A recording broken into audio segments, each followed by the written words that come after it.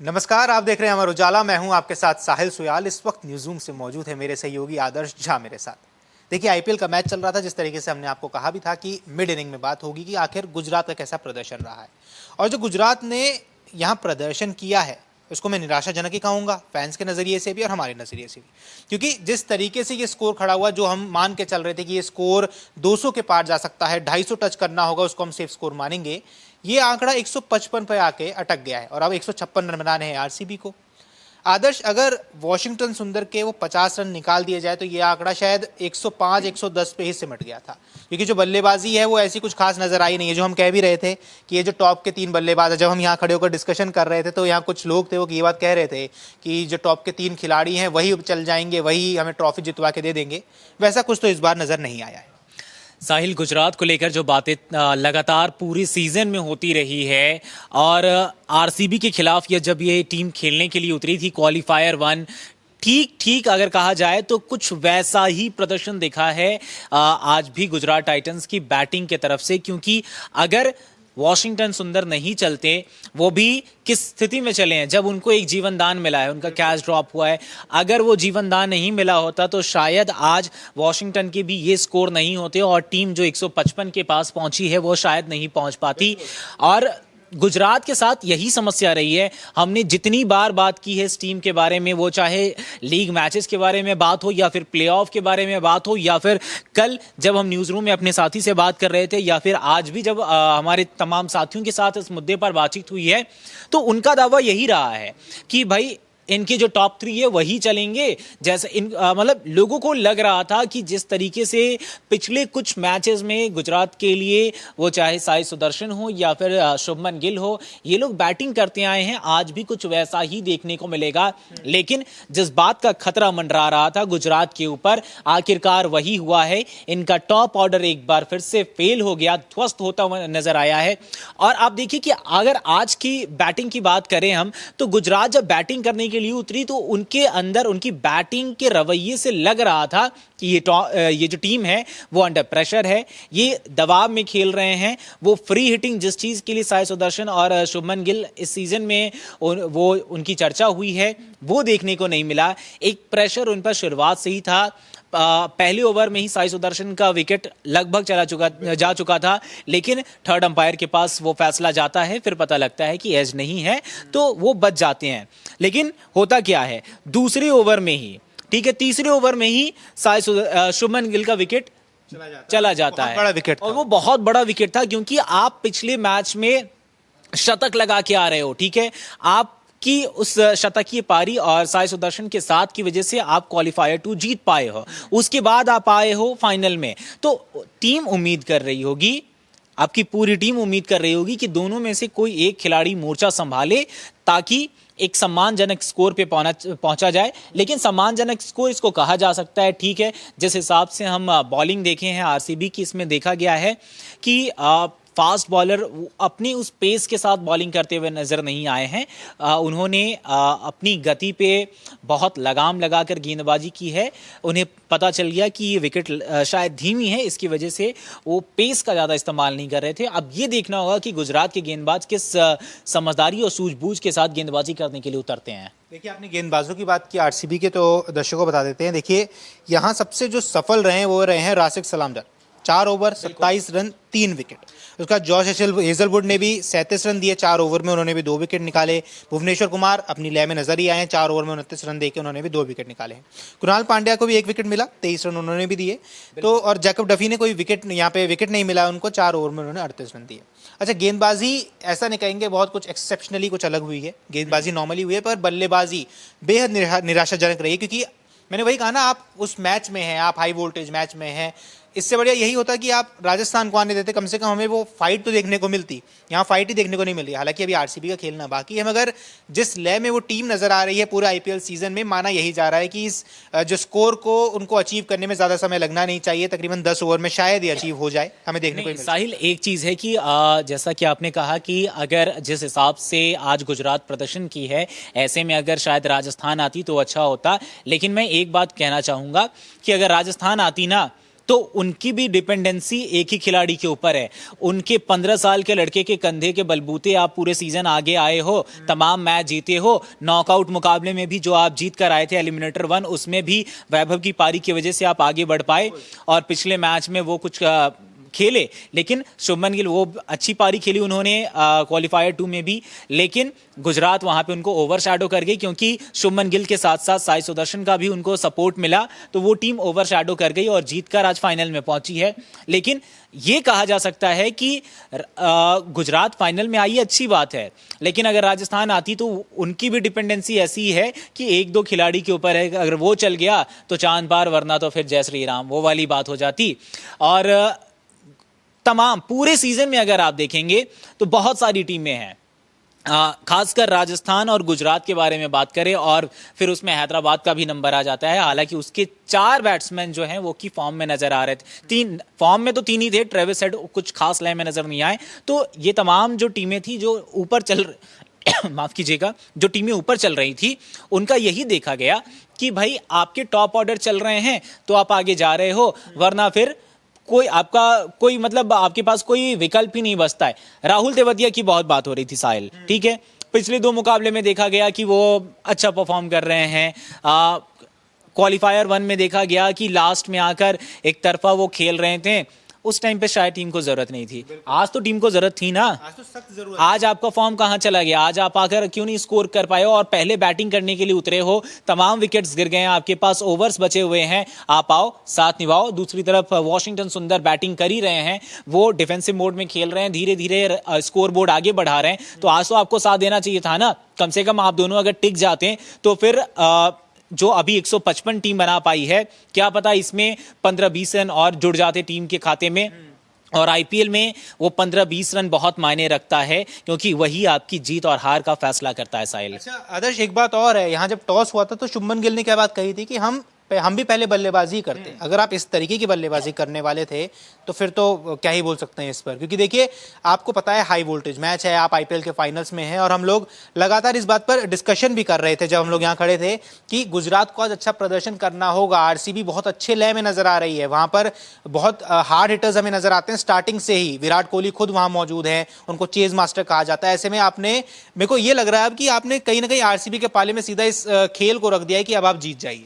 साहिल, ये तो अभी फिलहाल नहीं कहा जा सकता है, क्योंकि बहुत जल्दबाजी हो जाएगी। 155 रन ऐसा भी नहीं है कि बहुत कम है, और अगर हम गुजरात की बॉलिंग लाइनअप की बात करें तो उसके पास जो तमाम 10 टीमें हैं टोटल आईपीएल में, उस 10 टीमों में one of the finest bowling lineup, attacking bowling lineup जो है वो गुजरात टाइटंस के पास में है, जिसमें राशिद खान है। और जिस तरीके से आज हम देख रहे हैं कि यहाँ पे पेसर्स के लिए कुछ खास नजर नहीं आ रहा है। और एक चीज नोटिस करने वाली बात है साहिल की, कृणाल पांड्या ने 4 ओवर में 23 रन दिए हैं और उन्होंने 1 विकेट भी झटका है, ठीक है। इससे आप अंदाजा लगा लीजिए कि ये एक ऑलराउंडर है, ये फुल टाइम स्पिनर नहीं है, फिर भी अगर ये आके इतने किफायती साबित हो रहे हैं, इस पिच पर किफायती बॉलिंग कर रहे हैं और विकेट भी आपको लेकर दे रहे हैं, तो कहीं ना कहीं राशिद खान जब गेंदबाजी करने आएंगे तो वहां पर आरसीबी के बल्लेबाजों को सावधान रहने की जरूरत है, क्योंकि वो बहुत ही घातक स्पिनर है और वो अपनी गुगली में फंसा भी सकते हैं, उसमें गोल गोल बल्लेबाजों को घुमा भी सकते हैं। तो अभी नहीं कहा जा सकता है कि ये मैच जो है आरसीबी के झोली में जा चुकी है। हाँ, आज यहां पे ये देखना होगा कि अब आरसीबी के जो बल्लेबाज हैं वो किस तरीके से खेलते हैं, किस तरीके से, क्या वो जल्दी जीतने की चक्कर में ज्यादा जल्दबाजी कर जाते हैं या फिर संयम बरतते हुए उनको पता है कि यहां पे अब नेट रन रेट जैसी कोई स्थिति नहीं है, आपके पास खुला मैदान है, आपके पास 20 ओवर है, आप आराम से खेलो, रिक्वायर्ड रन रेट भी बहुत ज्यादा नहीं है, आप आसानी से बना सकते हो। 7-7.5 के आसपास में आपके पास रन रेट है, तो कोई ज्यादा नहीं है, आप आसानी से बना सकते हो। बहुत संयम बरत के खेलना होगा। अगर आपने भी शुरुआत में ही गुजरात की तरह विकेट ऐसे ही गवा दिए, विकेट अपना देते चले गए, तो फिर मुश्किल हो सकता है। क्योंकि क्वालिफायर 1 की मैं अगर बात करूं तो उसमें रजत पाटीदार का तूफान आया था। जरूरी नहीं है कि वो तूफान हर बार आए, अगर वो नहीं आया तो फिर आप क्या करोगे? आपकी नैया बीच मझधार में फंस जाएगी। हमने देखा है गुजरात के साथ ही साई सुदर्शन इतना अच्छी लय में नजर आ रहे थे। गिल ने शतक की पारी खेली थी पिछले मैच में और आज दोनों ही फ्लॉप नजर आए हैं। तो बिल्कुल भी डिपेंडेंट होना सही नहीं है। हाँ, आपके टेलेंडर्स भी लोअर मिडिल ऑर्डर है, वो भी तभी परफॉर्म कर पाएंगे जब आप एक अच्छी भूमिका बांध कर दोगे। शुरुआत के ओवर्स में आप अच्छा खेलो, जरूरी नहीं है कि आप 10 से 12 ओवर में ही टारगेट अचीव करके खुद को तुर्रम खान साबित करने में लग जाओ। कहीं उस चक्कर में ऐसा ना हो कि भैया आपकी नैया ही डूब जाए। इसलिए संयम बरतने की जरूरत है यहाँ पे आरसीबी के बल्लेबाजों को। गेंदबाजों को पहले पढ़ ले, पिच को पढ़ ले, शुरुआत में आराम से खेले क्योंकि रिक्वायर रन रेट इतना ज्यादा नहीं है। आप बॉल दर बॉल सिंगल लेकर भी खेलते हो, ओवर में 6 रन भी बनाते हो तो भी काफी है ये रन चेज करने के लिए। अंतिम में जाके आप गति प्रदान कर सकते हो। तो स्टार्टिंग में जरूरी नहीं है कि पावर प्ले में आप 6 में ही 90 बना ले, 100 बना ले और 12 ओवर में 10 ओवर में गेम खत्म कर दें। भैया आराम से खेलना, क्योंकि हड़बड़ी में गड़बड़ी भी हो जाती है। और आपने यहाँ बात की है बल्लेबाजों की गुजरात के, तो गुजरात के बल्लेबाजों की बात कर लेते हैं। साई सुदर्शन ने 12 गेंदों में 12 ही रन बनाए। उनसे उम्मीद की जा रही थी कि वो लंबी पारी खेलेंगे, पर चलिए आउट हो गए। शुभमन गिल 10 रन ही बना सके, Nishant Sindhu 20 run, Jos Butler 19 run. Jos Butler की बहुत बात हो रही थी यहाँ पर कि बटलर फॉर्म में आ सकते हैं। बटलर भी कुछ खास फॉर्म में यहाँ नजर आए नहीं है। 23 गेंदों में 19 रन। हालांकि हाँ, उन्होंने उस समय पर पारी को संभालने की कोशिश जरूर की, मगर ज्यादा देर वो भी नहीं टिक पाए। वॉशिंगटन सुंदर की यहाँ तारीफ करनी होगी कि जिस समय पर उन्होंने पारी को संभाला है, क्योंकि एक पॉइंट पर यह भी माना जा रहा था कि ये आंकड़ा अगर वॉशिंगटन सुंदर नहीं चलते हैं तो ये आंकड़ा शायद 100 के करीब भी नहीं पहुंच पा रहा जिस समय पर हम मैच देख रहे थे।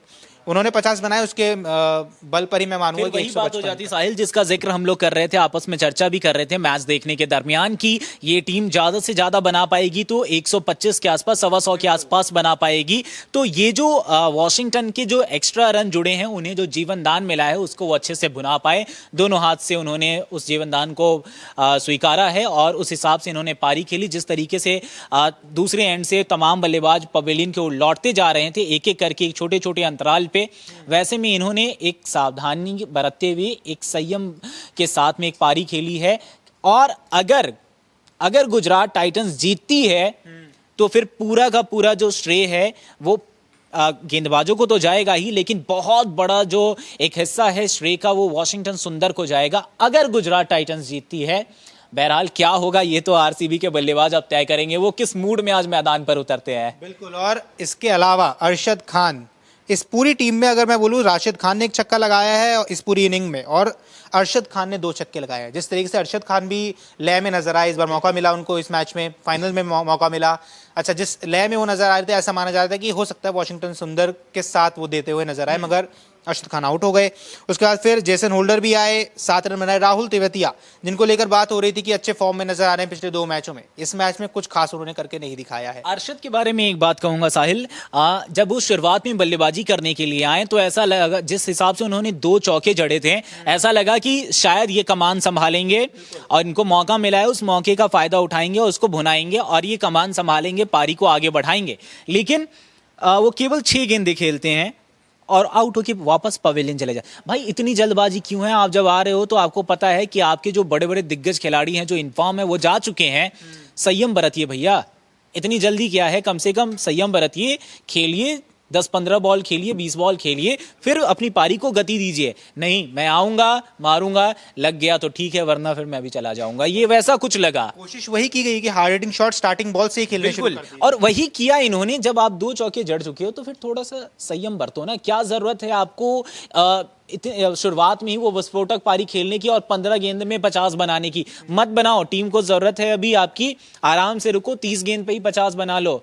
वो जो रन जुड़ेंगे टीम में वो कहीं ना कहीं बहुत बड़ी भूमिका निभा सकते हैं आपके लिए और आपके गेंदबाजों को एक मनोबल प्रदान करेगा कि हमारे पास 155 नहीं भैया, हम 180 डिफेंड करने के लिए उतर रहे हैं। तो ये जो मार्जिन होता है ये बहुत बड़ा मार्जिन होता है। और 50 दिखना बोर्ड पे और 80 दिखना, ये जो नंबर गेम है ना, इसमें बहुत फर्क पड़ता है। और वो साइकोलॉजिकल और उसमें एक उसका इम्पैक्ट भी है, मेंटली आपके बॉलर्स पे उसका इम्पैक्ट पड़ता है। वो जब बॉलिंग करने के लिए उतरते हैं, डिफेंड करने के लिए, तो फिर कहीं ना कहीं एक आपके अंदर वो ये स्ट्रेंथ होती है कि भैया हाँ मुझे इतना करना है डिफेंड, ये तो हो जाएगा मेरे से, वो जो प्रेशर है ना वो कहीं ना कहीं कम हो जाता है। तो यहाँ पे अरशद खान को जरूरत थी कि आप 2 चौके लगा चुके हो तो फिर भैया रुक जाओ थोड़ा सा, आराम से खेलो, आपके साथ में वॉशिंगटन है, ठीक है, दोनों आराम से सिंगल सिंगल खेलो ना, सिंगल खेलोगे तो भी 120 तो ऐसे ही हो जाएगा। और अंत के ओवर में अगर आपके पास विकेट बचे हुए हैं, फिर राहुल तेवतिया जैसे बल्लेबाज आएंगे तो उन पे उतना प्रेशर नहीं होगा, तो क्या पता वो कुछ और कर जाएं। पर ये यहाँ नजर आया नहीं है। और एक बात और, हम वॉशिंगटन सुंदर की बात कर रहे हैं पर उनको भी जीवन दान मिला, उसके बाद उन्होंने रन मारने शुरू हाँ, किए। ये मायने रखता है कि एक जीवन दान मिला। ये भी है साहिल की कई बल्लेबाज तो ऐसे भी हैं जीवन दान मिलने के बाद भी उसको भुना नहीं पाते हैं, लेकिन हाँ यहाँ पे तारीफ करनी होगी वॉशिंगटन सुंदर की, क्योंकि वो फुल टाइम बैट्समैन है भी नहीं, बावजूद इसके जब आपके बड़े बड़े बैट्समैन फ्लॉप होते चले गए उसके बावजूद आपने वहां पे मोर्चा संभाले रखा और आप एक बहुत ही इंपॉर्टेंट और इम्पैक्टफुल पारी खेलते हैं। इसका कहीं ना कहीं असर दिखेगा मैदान पर, जब आरसीबी चेज करने के लिए उतरेगी तब इसका असर जरूर दिखेगा और गेंदबाजों को एक हौसला भी जरूर मिला होगा इससे। बिल्कुल। और अब दर्शकों से सवाल कर लेते हैं क्योंकि अब कुछ ही पलों में मैच शुरू होने वाला है, गेंद डाली जाने वाली है। तो अब आपसे सवाल ये है कि क्या आरसीबी इस स्कोर को कितनी जल्दी पूरा कर पाएगी या नहीं कर पाएगी? आपको क्या कुछ लगता है, कमेंट सेक्शन में बताइए। एक और चीज साहिल कि आरसीबी कर तो क्या वो कर पाएगी या नहीं कर पाएगी, क्या लगता है ये तो बताइए, साथ में ये भी बताइए कि आज आरसीबी में मोर्चा कौन संभालेगा? विराट कोहली चेज मास्टर की क्या यहाँ पे जरूरत है? इतने रन्स तो नहीं लग रहे हैं कि जहां पे विराट कोहली उस भूमिका में नजर आए, क्योंकि ये जितने रन्स है ना उस हिसाब से आरसीबी जिस लय में नजर आ रही है ना भैया, कहीं ऐसा ना हो कि जो ओपनर्स आए वही टिक जाएं, और अगर नहीं टिके तो फिर वो पाटीदार का तूफान आए और पूरा खेल ही पलट के रख दे, और वो जैसा आप कह रहे थे कि 10 ओवर में ही चेज हो जाए, ऐसा ही होगा। तो ये भी जरूर बताइएगा, ये कमेंट सेक्शन पर आप जरूर बताइए। बाकी अब आपसे मिलेंगे इस इनिंग के बाद जब मैच खत्म हो जाएगा, और इस सवाल का जवाब कमेंट सेक्शन पे दीजिए कि क्या आरसीबी एक बार फिर से कहने वाली है ई साला कप नमदू। अगर आप ये वीडियो YouTube पर देख रहे हैं तो हमारे चैनल को सब्सक्राइब कर बेल आइकन दबाएं, और Facebook पर देख रहे हैं तो हमारे पेज को लाइक करें।